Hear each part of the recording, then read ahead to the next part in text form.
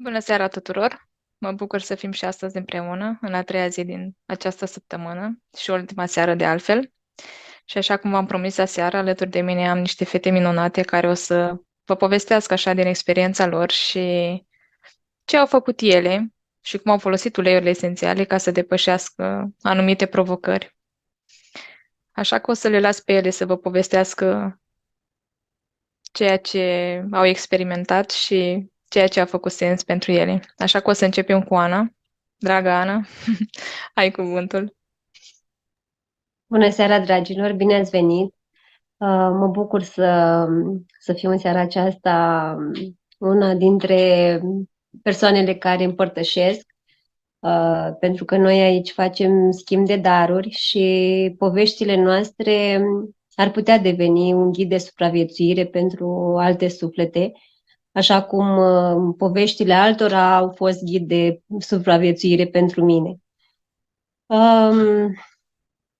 Episodul depresie din viața mea a fost unul neașteptat, pentru că înainte de a fi mamă, să spun așa, nu înțelegeam sub nicio formă ce înseamnă chestia asta, depresie postnatală.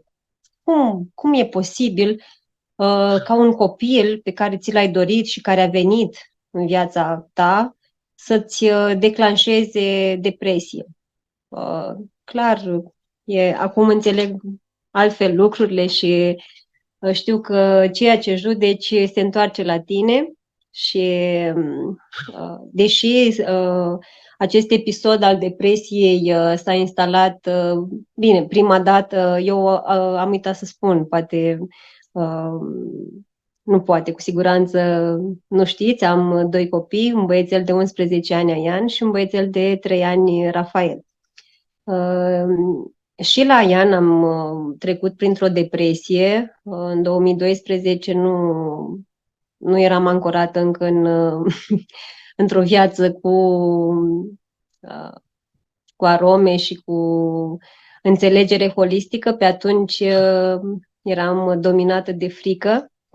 Practic, frica a fost cea care m-a dus în depresie. Deja când m-am văzut cu un copil în brațe care n-a venit cu instrucțiuni, n-a venit cu nicio carte cu instrucțiuni ca să știu ce să-i fac. Începusem să devin anxioasă și să îmi pun mii de întrebări. Nu mai contează cum am depășit atunci. Oricum nu am apelat nici atunci la medicina alopată în sensul de a-mi regla emoțiile cu diferite substanțe. În schimb, la Rafael a fost diferit.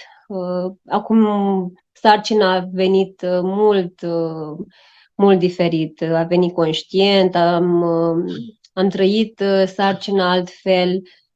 N-a mai fost pic de frică. A fost, în schimb, o ușoară depresie postnatală, datorită surprizei pe care am avut-o din partea lui Aian de a fi gelos. Și cumva eu am luat hotărârea de a mai avea un copil după 7-8 ani, sau mă rog, la diferență mai mare, ca să pot gestiona acest capitol. Cumva știam că vor fi scene de gelozie sau, mă rog, urme de gelozie, dar în niciun caz așa cum s-a manifestat la mine sau, mă rog, la noi. Când m-am văzut în situația de a nu putea gestiona un bebeluș care era super liniștit, n-am avut treabă cu Rafael, a fost bebelușul model. În schimb, Aian devenise și el la bebeluș, ceea ce m-a speriat. Pur și simplu m-a luat prin surprindere atitudinea lui și nu știam încotro. Și atunci, desigur, m-am îndreptat spre cutia magică cu uleiurile esențiale. Eu am gestionat cu bergamotă, multă bergamotă, cu balans, cu, cu busuioc pe suprarenale, pentru că aveam nevoie de echilibrarea excesului de cortizol. Eu am avut și cumva, practic, mi s-au rupt membranele undeva pe la 11 noaptea. Am născut la Brașov și 2 ore jumătate am călătorit cu contracții din 10 în 10 minute pe ceas. Și am stat destul de încordată și mă gândeam, vai, dacă nasc în mașină. Și chestia asta mi-a adus în corp o tensiune. Mă rog, nu știam, voiam să-i găsesc altă denumire, nu găsesc acum. Și din cauza acestei tensiuni care se manifesta în corpul meu, am fost nevoită să-mi fac masaj cu grefă, ilang, tămâie, major. Am mai povestit într-un episod despre gestionarea tensiunii și acestea au contribuit foarte mult și în reglarea emoțiilor pe care le trăiam.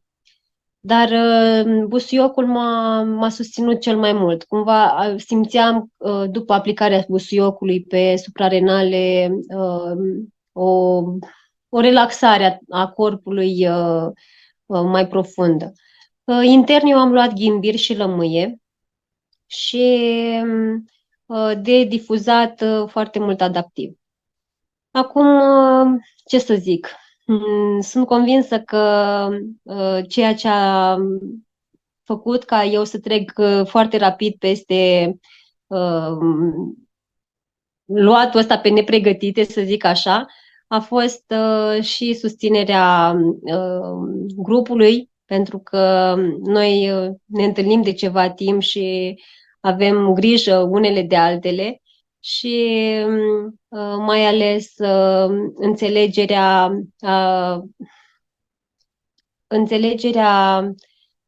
a ceea ce fac uleiurile din punct de vedere emoțional.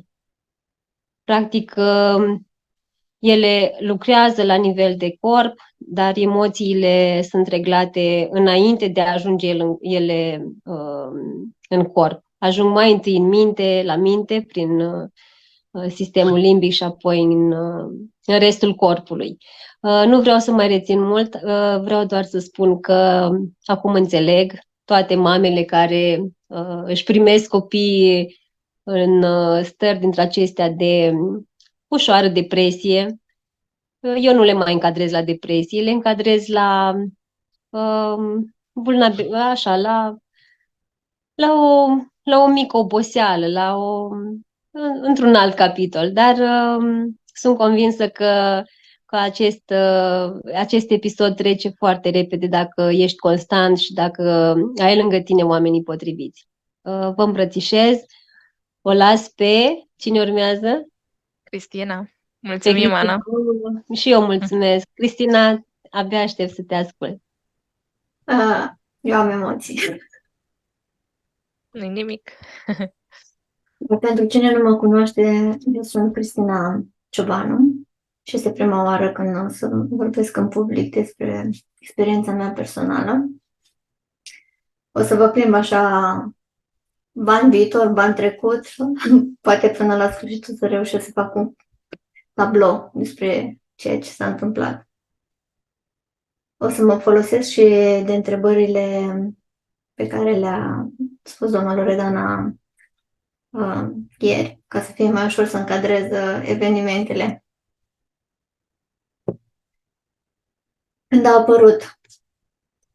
apărut, mi-am dat seama după 1 an jumătate după ce am născut. Eu am o fetiță de 4 ani și 4 luni, dar atunci am realizat eu că se întâmplă ceva cu mine, nu știam exact ce. Ideea că explicam tuturor cum mă simt, că mă simt ciudat, că mă simt singură, că mi-e frică, că mă simt neputincioasă, că nu mă înțelege nimeni, nu înțelegea nimeni emoțiile pe care încercam să le exprim. Și am mers și la preot. Preotul m-a consiliat să merg la un psiholog în Germania. Eu locuiesc în Germania. Dacă nu știi limba, nu poți merge la ședințe, deoarece Nu este posibil să ai un traducător, pentru că este totul personal. Și după foarte multe căutări, eu fiind, mă cunoșteam cu Simona de foarte mult timp, am văzut niște postări, chiar videouri, ce m-a impactat pe mine, videourile făcute de ea live, despre anumite experiențe, anumite uleiuri, pe care și eu le vedeam de foarte multe ori pe Facebook, numai că nu prea se înțelegea ce fac ele. Făceau bine, dar nu înțelegeam eu ce fac. Așa că am sunat-o pe Simona, Simona mi-a recomandat-o pe Adina, care din prima zi m-a susținut moral și cu toate instrumentele pe care mi le-a pus la dispoziție, inclusiv uleiurile. Dar să vă explic emoțiile și stările prin care am trecut eu. În primul rând am avut o naștere cu complicații, cu 2 epidurale și am născut un pic natural, un pic cezariană. La 1 an jumătate fetița a făcut virus gastrointestinal și am fost internată 5 zile, în care ea nu a mâncat absolut nimic, ca să doar în perfuzii, cu febră 40, în care eu, ca mamă, o țineam cu forța să îi se facă investigațiile, înțepăturile de rigoare și toate intervențiile, bineînțeles, fără acordul ei.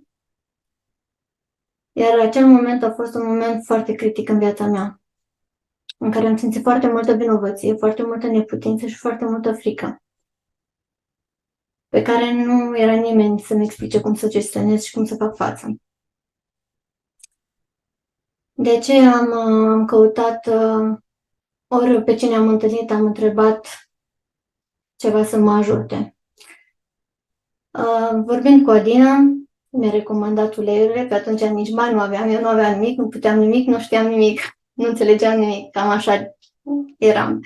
Și de pe atunci am înțeles că, de fapt, este o depresie și nu ușoară, cronică, pentru că eu de 3 ani jumate nu dormeam noaptea, nu mai visam, nu mai aveam odihnă, practic. Deci ajunsesem și fizic și psihic, din toate punctele de vedere, într-un stat foarte critic. Așa că am început cu niște uleiuri, nici măcar nu am luat kit-ul. Am început cu lămâie, bergamotă și mentă. Nu mai știu ce am luat pe atunci, dar din momentul ăla le-am luat atât cât am putut, acum le iau în continuu. Dar după 6 luni, cu susținerea echipei, cu susținerea Adinei, cu uleiurile, eu am realizat că am ieșit din acel moment de depresie. Pentru că am început să zâmbesc, am început să mă bucur că nu mai știam ce înseamnă.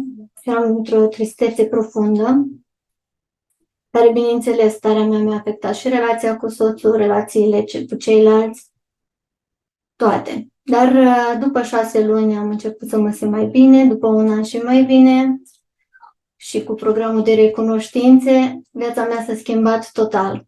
Dacă pe atunci nu aveam casa pe care mi-am dorit-o, fiind în chirie sunt și acum, dar aici se obțin casele foarte greu. Mi-am schimbat casa, soțul a schimbat serviciu, eu am schimbat serviciu, un serviciu în care am stat 7 ani, în care nu puteam nici să fug, nici să lupt și doar integram tot ce se întâmpla acolo, ceea ce înseamnă un mediu foarte toxic, critică, nemulțumire constantă, muncă foarte multă și frica de a cere zi liberă, frica de a cere mărire de salar, deși eram foarte bună și eram și foarte apreciat. Cu toate astea, eu nu îndrăzneam să cer lucrurile astea. Și acolo, iarăși, o cantitate foarte mare de emoții negative. Dar acum, după un an, vă spun, totul în viața mea s-a schimbat. Sunt recunoscătoare, am învățat din tot ce s-a întâmplat, este o binecuvântare, pentru că altfel probabil n-aș fi făcut schimbările care acum le fac constant. Și da, uleiurile mă susțin și nu am cuvinte să mulțumesc tot ce mi-a adus în viața mea echipa Dăruim. Mulțumesc Adinei, uleiurilor și restul echipei din care fac parte. Mulțumesc! Mulțumim, Cristina. Emoționant. Janina? Bună seara! Wow, Cristina! Uh, Wow, am fost curajoasă la începutul, nu? La început am fost foarte curajoasă. Acum, ascultând-o pe Cristina, am retrăit și eu momentele mele. Uh, Dacă aș fi întrebat, m-ar fi întrebat cineva acum un an să vorbesc despre acest subiect. Pentru mine a fost un subiect tabu, a fost un subiect sensibil. Nu aș fi crezut. Voi ajunge astăzi să vorbesc așa cu o degajare și cu o liniștire, pentru că am fost acolo și nu odată, am fost de 3 ori în depresie. De fiecare dată mi-a fost foarte greu să vorbesc despre ceea ce simt, despre gândurile mele, pentru că nu aveam gânduri prea liniștite și prea curate. Singurul meu aliat, să zic așa, și susținător a fost soțul meu, dar simțeam că și el mă trădează, pentru că el mă trimitea cumva spre psiholog. Apropiaților, dacă le spuneam despre cum mă simt, mă criticau. Mă criticau foarte simplu. Mă certau, inclusiv mama mă certa și mă întreba cum? Cum să fii tu așa când tu ai tot ce-ți trebuie? Ai soț, ai copii, ai casă, ai tot. Și sora mea, sper să nu asculte acest. Și sora mea mă certa. Îmi spunea că mă alint. Iar eu ajunsesem în momentele și în acele puncte în care efectiv îi rugam să mă înțeleagă că nu găsesc cale de ieșire și simt că nu pot. A doua mea depresie a fost cea postnatală.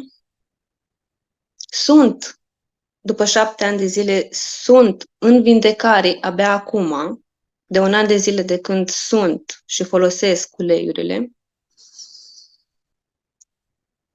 După depresia mea postnatală m-a ținut acolo captivă 3 luni de zile. A fost cea mai dureroasă. Aveam gânduri și așteptam să se întâmple ceva cu mine sau cu el, deși a fost un copil foarte dorit și știu exact momentul când s-a întâmplat, când am rămas însărcinată. L-am așteptat pentru că a fost foarte dorit, iar eu nu înțelegeam de ce nu-l pot iubi. Eram veșnic obosită, veșnic vinovată, mă simțeam vinovată pentru faptul că exist și că el există. Nu mă gândeam, deși eram la al doilea copil. Dacă Ana a avut depresia la primul copil postnatal, eu l-am avut la al doilea, când trebuia să fiu foarte pregătită. Știam ce înseamnă să ai un copil.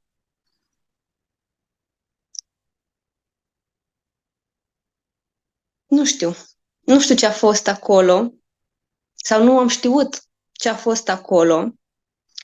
Ani de zile m-am simțit vinovată și cumva s-a declanșat în mine o iubire obsesivă după cele 3 luni în care eu n-am putut să-mi iubesc copilul. Efectiv, mă uitam la el cum plânge și îi spuneam, nu pasă că plângi, nu înțeleg de ce plângi, nici nu mă interesează. Dar mă iert, pentru că nu... Altfel nu aș fi putut, cred că, să le fiu recunoscătoare, pentru că eu sunt mama lor. Pentru că ambii mi-au dăruit apoi lecții din care eu am devenit mai puternică. Dar știți cum? Eram puternică la exterior. Că depresiile mele mi s-au pus praful pe ele, dar ele erau acolo. A treia mea, așa, o ușoară depresie și o anxietate a fost acum 2 ani când m-am mutat de la oraș la sat. Vroiam, pentru că în tot timpul ăsta al meu, în toate depresiile astea ale mele, vroiam să fac ceva, să schimb ceva, să fiu atât de ocupată încât să nu mă gândesc la ce simt, cum mă simt, de ce simt. Și tot timpul îmi căutam pasiuni, îmi căutam prietene noi, îmi căutam companii toxice, netoxice, erau acolo, eu eram ocupată tot timpul cu ceva. Ajunsesem să citesc orice fel de carte, orice fel de ziar, doar să fiu ocupată. Acum 2 ani când am venit, m-am mutat la sat, am zis că ok, asta este schimbarea pe care eu cred că am căutat-o în toți anii ăștia. Să fiu în aer liber, să am spațiu, pentru că în toți anii ăștia eu nu am putut să respir. Simțeam că nu pot să respir, că nu mai pot, nu mai vreau. Au fost momente în care nu vroiam să mă mai trezesc. Vreau efectiv, să dispar.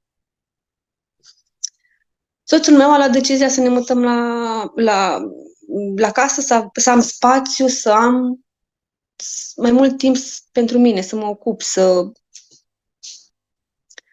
Dar nu a fost așa, pentru că viața mea de la bloc parcă aveam mai mult de făcut. Aici m-am trezit cu vacă pe câmp și eram veșnic nemulțumită. Mă murdăresc pe papuci, nu-mi place, am praf, mi se adună. Iarăși, nemulțumiri.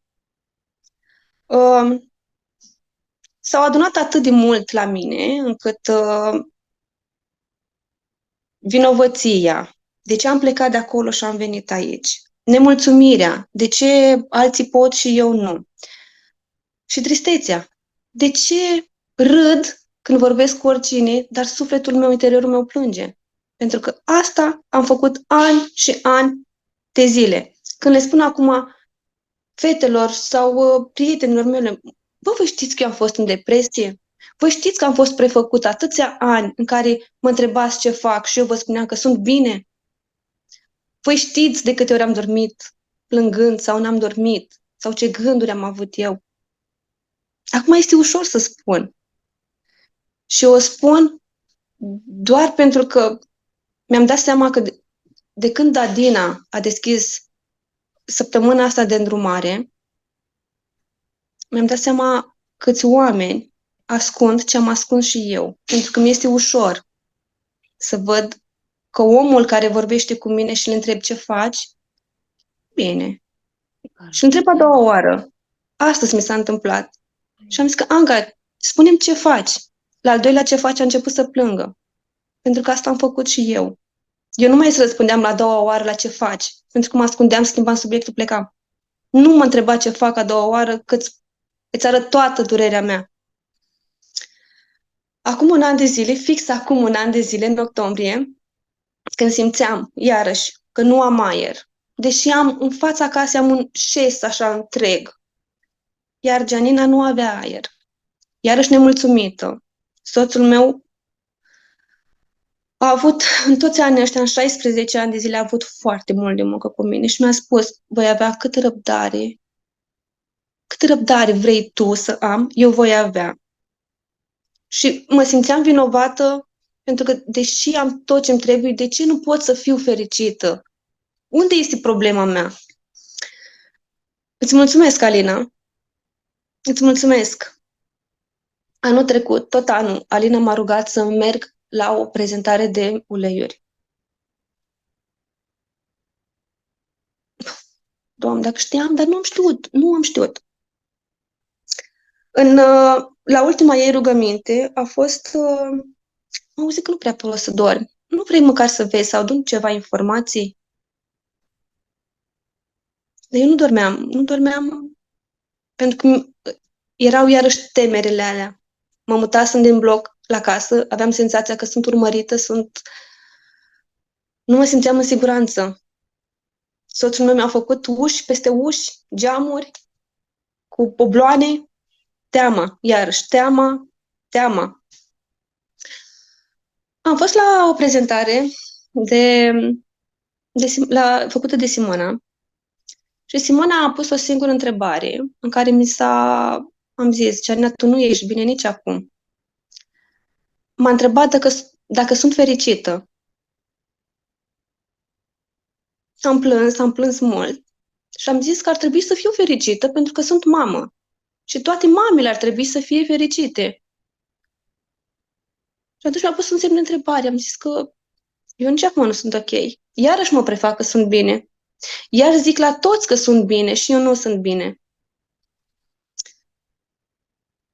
Acum, în octombrie, fac un an de când folosesc uleiurile. Mi-am găsit în sfârșit scopul. Scopul meu este de a împărtăși. Nu mă mai ascund. Pentru că mulți s-au ascuns și în momentul ăsta poate nu mai sunt aici. Mă gândesc câtă nevoie au oamenii de toate împărtășirile astea ale noastre și de curajul nostru de a vorbi. Pentru că eu chiar simt că sunt curajoasă. Vă spun tot ce am simțit și tot ce am trăit. Pentru că au fost dăți în care am fost pe punctul de astăzi să nu mai fiu aici. Depresia nu este ușoară și nu trebuie ascunsă. Nu trebuie lăsat așa să cadă praful pe dânsa, cum am lăsat eu atâția ani, în care eu am anul ăsta în care învăț și vreau să știu cine sunt eu și care îmi sunt puterile. Și asta, cum a spus și Cristina, datorită grupului în care chiar mă simt în siguranță, mă simt înțeleasă. Și aici mi-am găsit ajutorul.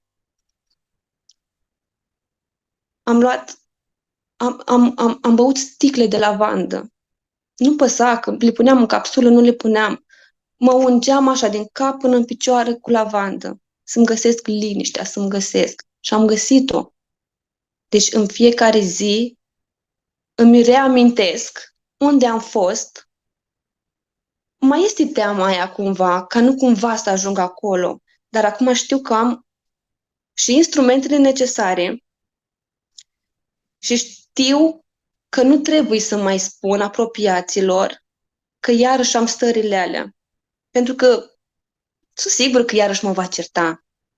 Ia, te alingi, Gianina. Nu mă alint, pentru că plângeam în fața lor și le spuneam, nu mă simt bine, nu pot să respir.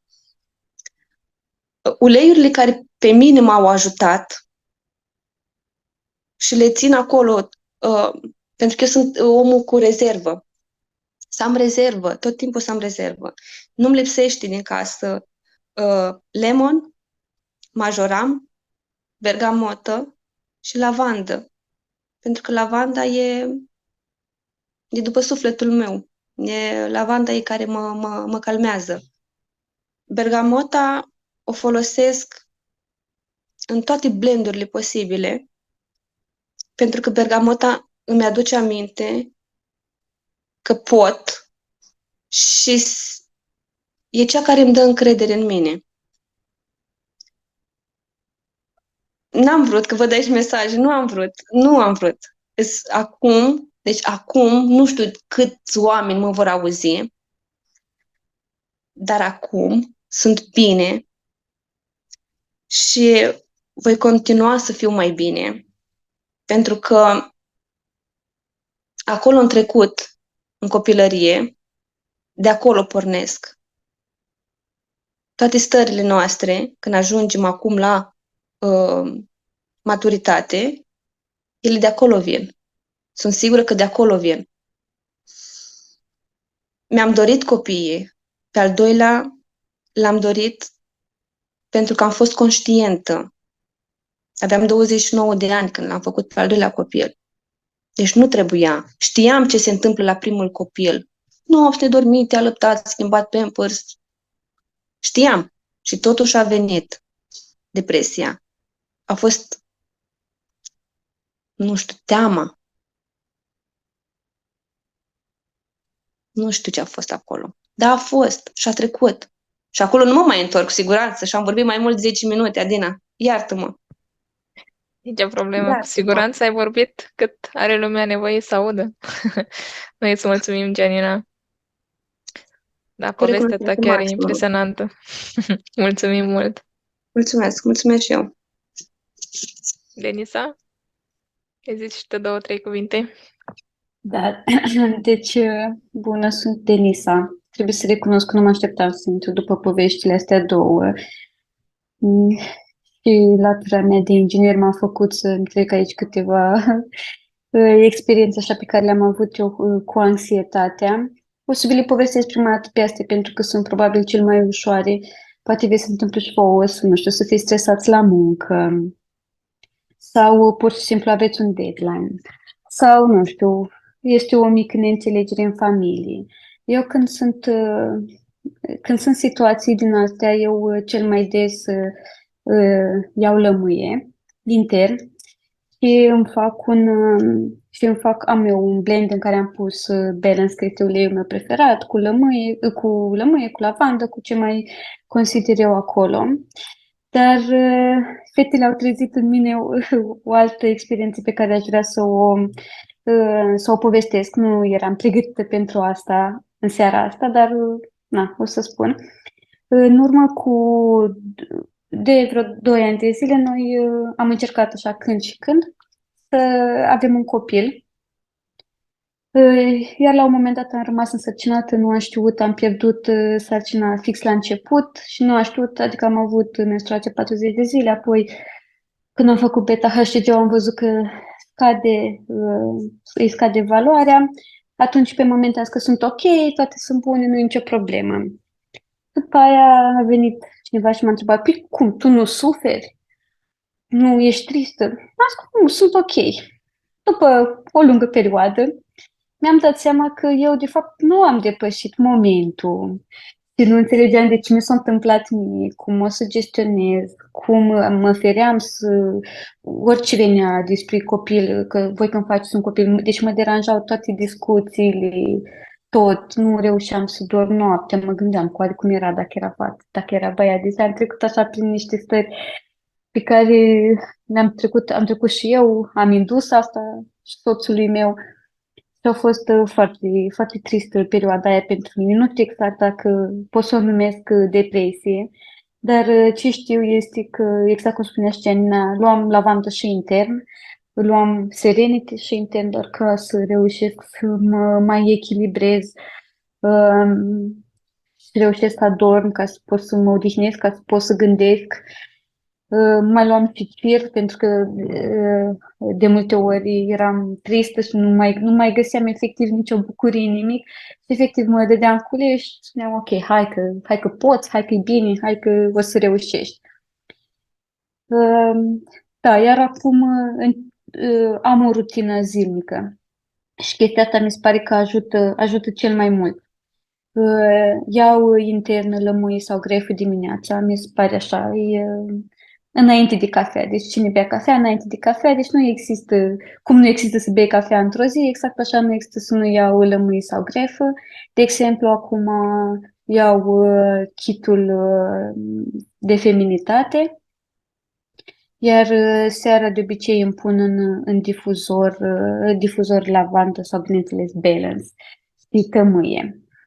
Iar ca să nu închei așa într-o notă tristă, eu încerc când intru într-o stare de anxietate, încerc în primul rând să mă aduc în prezent, să văd de fapt ce îmi generează starea respectivă. O văd unde se situează în corp și depinde ce este, nu știu, mă dau fie cu un ulei, fie îmi pun în lavandă, fie ce vă recomand cu toată încrederea să faceți, nu știu, o baie în care să puneți un ulei, în care pur și simplu să petreceți timp cu voi, că asta este cel mai important. Și mai sunt momente, depinde de anxietatea pe care o trăiesc, că mai am durere de stomac, pe care le gestionez foarte bine cu Zengest. Mi-a mai trecut aici, pe hârtiuța mea, susținere. Asta îmi place cel mai mult la grupul ăsta în care mă aflu, că mereu știu că dacă, nu știu, nu e Adina sau dacă nu am cu cine să vorbesc, caut acolo pe grup. Și sigur cineva sigur o mai trecut cineva prin starea respectivă sau are problemuța mea, ca să zic așa. Eu îți mulțumesc, Adina, foarte mult pentru tot cât ai făcut pentru mine și că m-ai ajutat. În primul rând, să înțeleg și m-ai făcut să cred să simt că sunt puternică să fac orice și să depășesc orice. Mulțumesc foarte mult. Și noi îți mulțumim, Și îmi cer Denisa. scuze, am avut puține emoții. Să-ți mulțumești ție că tu ai avut curajul să faci schimbările, așa că fiecare Da. dintre noi să-și mulțumească personal pentru Exact. ceea ce au devenit. Ce spun acum în ultima perioadă este că toată puterea este în noi și de noi depinde cum vrem să gestionăm fiecare zi și cum vrem să trecem prin fiecare zi, să fie, nu știu, ziua care ne reprezintă. Mulțumesc! Așa mulțumim și noi. Valentina? Bună seara, dragii mei! Am să vă spun și eu am să mă limitez doar la o parte. M-a zis și Gianina, mai multe depresii. Aș putea spune oarecum că m-am născut într-o depresie a mamei mele, dar nu am să dezbat acum subiectul ăsta și faptul că ulterior am avut repercursiuni, să zic așa, datorită faptului că ea m-a făcut în momentul când era depresia pentru ea în floare. Și am să mă limitez la un episod care mi s-a întâmplat ulterior, dar cu siguranță are de face și cu ce s-a întâmplat cu mama mea, pentru că programele din familie ne urmăresc oricât am vrea noi să fugim de ele, ne ajunge din urmă și pentru mine asta este un fapt care necontestabil, aș putea să spun. În urmă cu 5 ani, soacra mea trebuia să se mute în România. Au ieșit la pensie și am decis să se mute acasă, condiții în care noi am locuit împreună o perioadă de aproximativ 10 ani. Eu în ea am văzut întotdeauna o persoană ca și cum ar fi fost mama mea, chiar și mai mult câteodată decât mama mea. În momentul în care ei au decis să plece acasă, da, toți ne-a părut rău, știam că o să fie bine, știam că o să meargă acasă în locul care și l-au dorit, că au ieșit la pensie, că merită lucrurile astea. Dar faptul că eram atât de obișnuită cu ea și o vedeam ca precum era mama mea, pentru mine a fost un șoc enorm. Nu mi-am dat seama. Adică pe moment atunci când au plecat, am plâns, nu mi-am dat seama golul care l-a lăsat. Eu visam că o să plece ei acasă în România, o să fac casa cum îmi doresc eu, o să dau cu var, o să pun mobila care îmi doresc, lucruri materiale, cum spunea și Loredana seară. Încercam să ascund niște lucruri, depresia oarecum încercam să o ascund în a face lucruri, a camufla oarecum, să zic așa, nu? M-am apucat, eu am făcut lucrurile materiale, am făcut în casă tot ce-mi doream eu, când o să plece ea, tot ce mișcă, dar ce credeți că în momentul în care am avut toate lucrurile alea materiale care eu le visam să mut, să fac, să trec, atunci mi-am dat seama că nu contează absolut nimic, simțeam un gol în suflet imens și nu mă puteam stăpâni. Soțul meu, cum a zis și Gianina,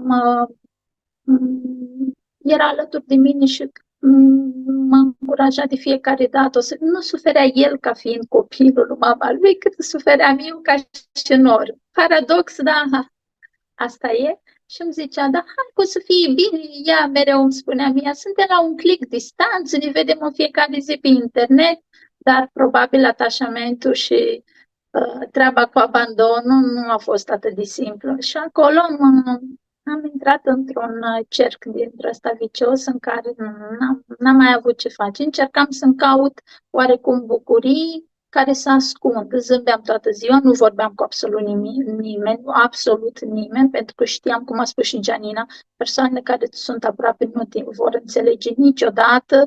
Mai degrabă te înțelege așa un grup cum suntem noi aici, pentru că nu sunt de vină nici ei. De vină este sistemul în care trăim, de vină este programele în care ne-am născut, s-au născut și ei și asta am înțeles-o. Din motivul ăsta nici măcar nu am încercat să vorbesc, nici măcar cu surorile mele, nici măcar cu prietena mea cea mai apropiată, pentru că încerca să... Dar ce-ți lipsește? De ce ai nevoie să fie așa?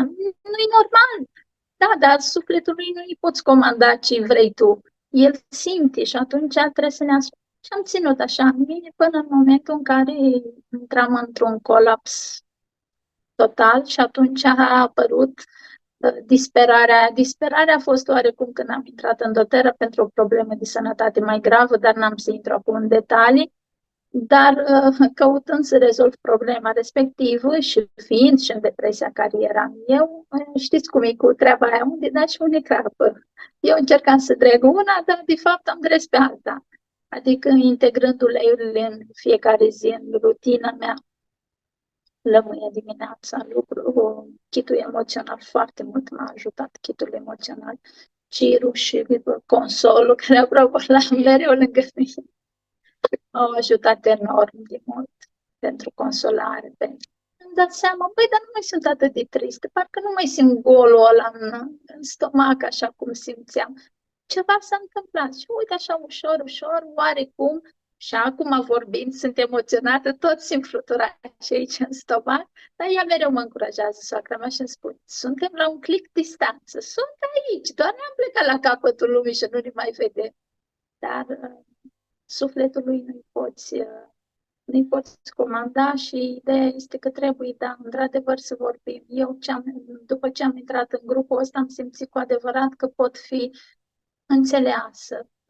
Și lumea care e aici are și fiecare dintre noi avem partea noastră de poveste și fiecare, cum a spus și Gianina mai devreme, cum a spus și Ana, împărtășind cu altă lume, spunând ceea ce avem pe suflet, chiar dacă nu-i familia noastră, ajută foarte mult în procesul de vindecare.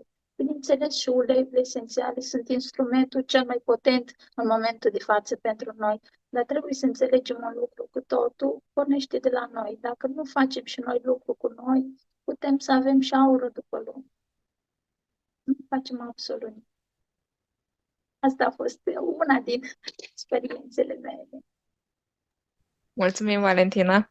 Da, într-adevăr, chiar sunt povești emoționante și cu siguranță ați motivat multă lume și cine o să vă urmărească, cu siguranță o să aibă ceva aha-uri, pentru că fiecare ne regăsim într-o mică parte în poveștile voastre.